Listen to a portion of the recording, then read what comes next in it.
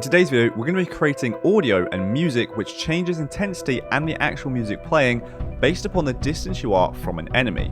So this is using MetaSounds, and this can be for absolutely anything. So again, for me, it's the distance to an enemy, but it can be player health or absolutely anything you want. So let me be quiet for a second and you can hear what this is doing.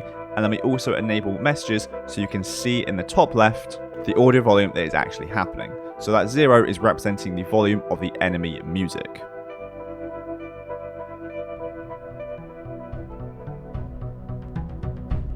So you can see it's fading in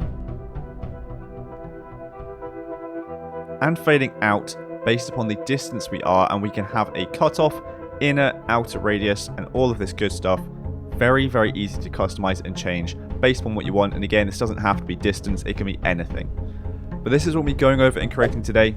So without further ado, let me do this code and I'll show you how I've done it. So what we want to do first is we want to actually create our MetaSound source. So let's go into our content browser with Control Space, right click, go to audio, and then MetaSound source. I'm going to call this MSS for MetaSound source underscore music. You can name this whatever you want, but for me that makes sense as this is holding both my ambient music and my enemy music, which you can also see I already have in here, which I'll leave links to in the description down below to where I got these from. But this is what they sound like.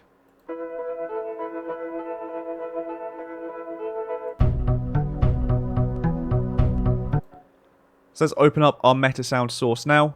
And what we want to do first is we don't need this output of on finished. So what we can do is on the left output, go to one shot, select it, and then go down under interfaces and just press the delete icon. And there we no longer have it, and we no longer have the warning. Now we're going to come out of on play from the input, and we're going to get a mono. So wave player 1 mono, and we're going to set this wave asset to be our ambient music. So this is going to be for me SW underscore ambient music. Then out of on play of this, we're going to do the same thing, get a wave player mono.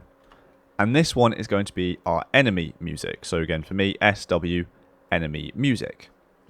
For both of these, we want to tick looping. And essentially what we're doing is we want to be playing both of these simultaneously forever. So they're both always playing in the background, but the player can only ever hear one.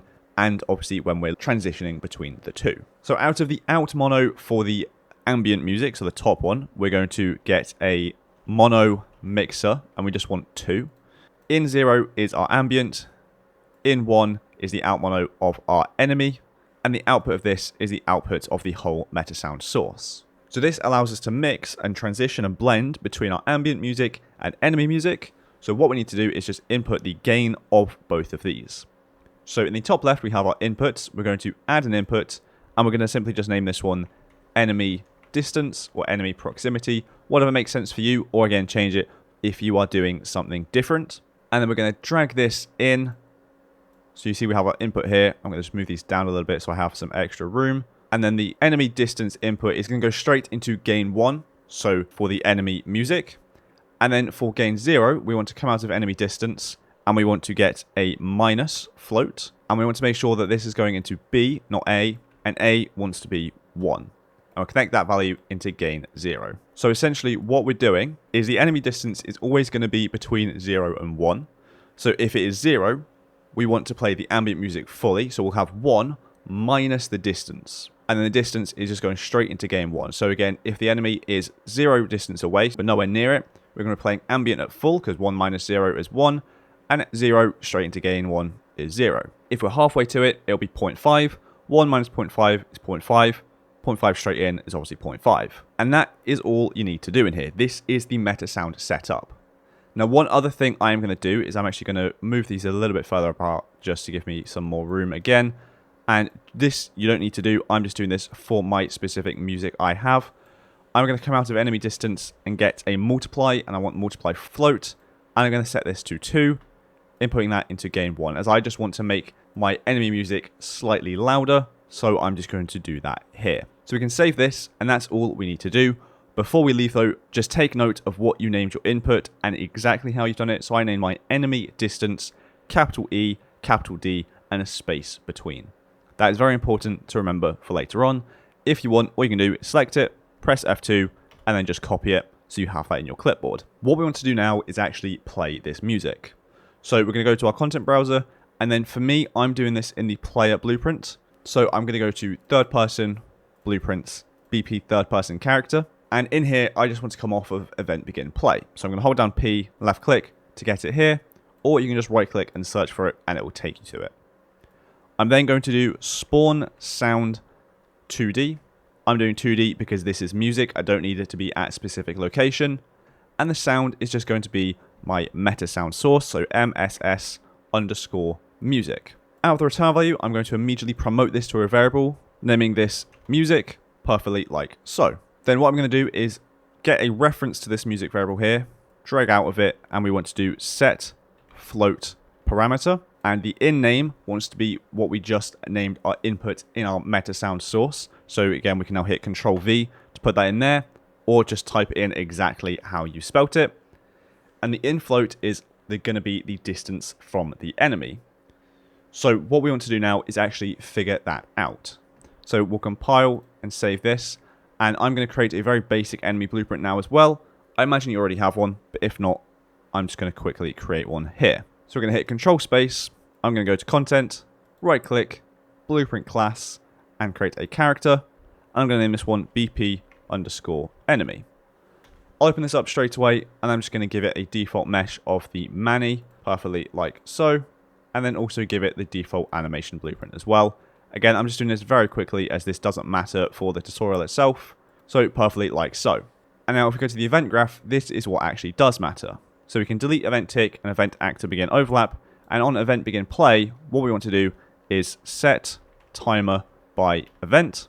Out of the event node here, we're going to add custom event, naming this get distance or calculate distance or find distance, whatever makes the most sense for you.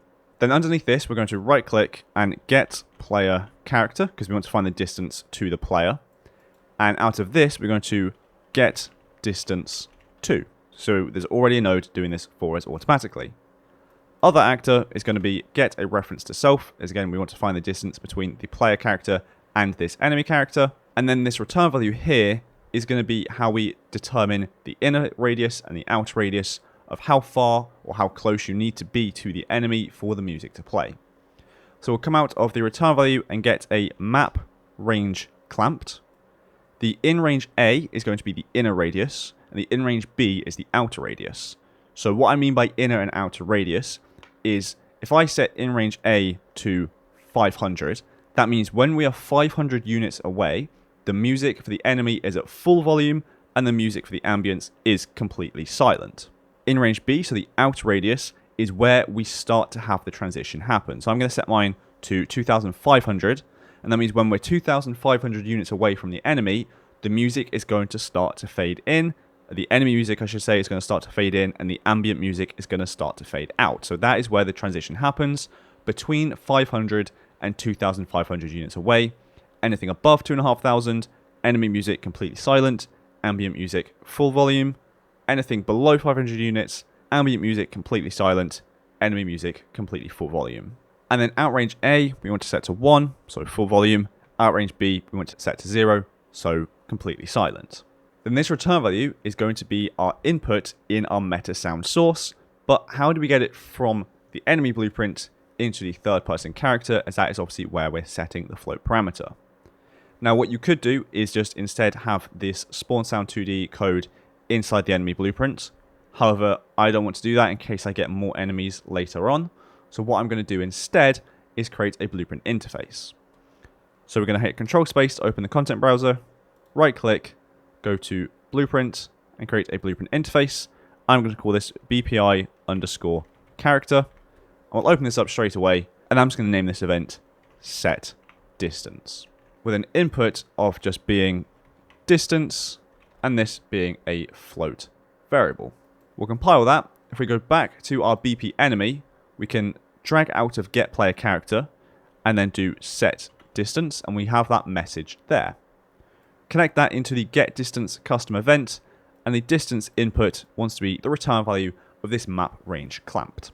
So we can compile and save that, and the only thing left to do in here now is we want to make sure that we tick looping on our set timer by event, and we also want to modify the time.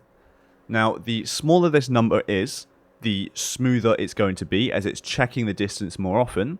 However, obviously it is running this code more often, so it can then cause a little bit of lag. However, for just this very simple code, it should be fine. So I'm going to set mine to 0.1. Customize this whatever you like. You could put this to 1 second, so this fires off once every second. It's completely up to you. If you want, what you could also do is give the enemy a sphere collision, which is set to the outer radius as well. So this code is only firing off when you are within the radius, and then it stops when you're out of the radius, but I'm not going to go into that today. So we can compile this, and if we go back to our third person character now, we can go to class settings, add an implemented interface, with this being the one we just created, which for me is BPI character. If we add that, on the left we now have interfaces. If we open that up, we have our set distance event there. Double click this to get it, and we just want to move this up to where we did our code earlier, connecting that into our set float parameter, which we've already got, and then the distance input from this, so the output now, will go into the infloat of our set float parameter. If we compile and save this, this should now be this working perfectly for us and completely done. All we need to do is place our enemy in the level, and we should see this working perfectly. One other thing I'm going to do as well actually is if I go back into my enemy blueprint, I'm going to get a print string after the set distance, with this value being the return value from our map range clamp, just so I can see what is actually happening behind the scenes of the different volumes that we have. So let's hit play now, and we should see this working. So it's 0.46 currently, so it should be around about halfway. If we to get closer, you see it's going all the way up to 1 as we get to this inner radius here, and if we go all the way out, it's going to reach 0 as we get far enough away to the outer radius. Now, one thing you may notice is it's not actually playing any audio, so let's have a look at why that's happening. However, the distance calculation is working perfectly. It's also clamped between 0 and 1 perfectly like so. So let's go into our MetaSound source first of all to see what's happening here. So in here we can see that actually what I've done is I haven't got a minus, I've got a min. So that's my bad. I typed min for minus, but I got the wrong node. So what we need to do is replace this. So if we come out of enemy distance and we get a minus instead of a min, so we get a subtract, that's the one, sorry. And then we do that into B, A being 1. So we're doing 1 minus the enemy distance, connecting that into gain 0 of the mono mixer. We should now see this working for us. So if we were to save this and then minimize and hit play, you can see we can now hear the music. At the moment, you can kind of hear both as it's 0.46. If I were to walk closer, it's going to get to full volume of our enemy music as we reach about here. As we walk further away, that is going to fade out and go back to our normal ambient music as well. So as you can see now, this is working perfectly for us. So I think that'll be it for this video, as we've done everything we've wanted to do. What we've done is we've set up a system in which the music is going to dynamically fade between two different sets based upon a variable or an input we have set. For my example, that is the distance to an enemy. So as the enemy is closer to us or we get closer to it, the music is going to gradually change to be more of an enemy music or a boss fight music or whatever you want. And again, as we get further away, it goes back out.